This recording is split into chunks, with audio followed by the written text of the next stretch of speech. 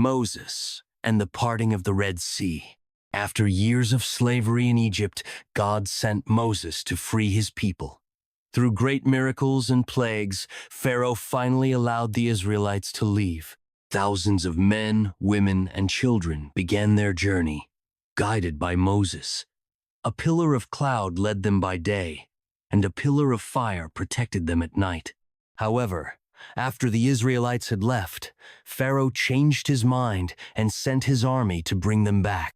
The Israelites reached the Red Sea and saw dust rising on the horizon. The Egyptian chariots were approaching rapidly. Fear took hold of them. "They will catch us. We will die here." Moses raised his voice. "Do not be afraid. God will fight for us." The Egyptian chariots advanced quickly. The soldiers wore golden armor, and their horses kicked up clouds of dust as they charged forward with fury. Pharaoh, riding in his chariot, looked at the Israelites trapped between the sea and his army with contempt. "They will not escape," he shouted. The Israelites panicked, but Moses remained firm.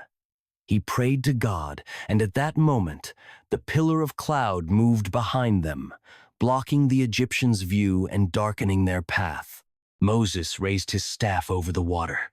Suddenly, a strong wind began to blow, and the sea split into two enormous walls of water, leaving a dry path in the center.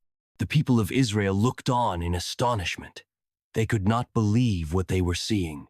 One by one, they began to cross, walking between the towering walls of water. The sound of the wind and the crunch of the damp ground echoed as they hurried forward, knowing that the Egyptians would not be far behind. The Egyptians, seeing the open path, charged in with their chariots and horses.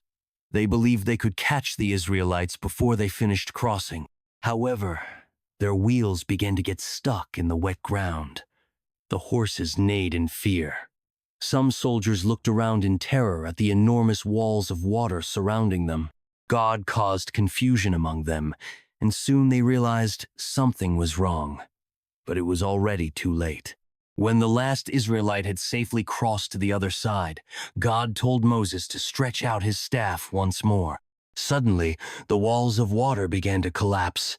Massive waves crashed down upon the Egyptians, engulfing the soldiers and their chariots in an instant. Pharaoh and his army disappeared beneath the sea. The Israelites, witnessing what had happened, shouted for joy and worshipped God. Moses and his sister Miriam led the people in a song of victory, thanking God for their deliverance.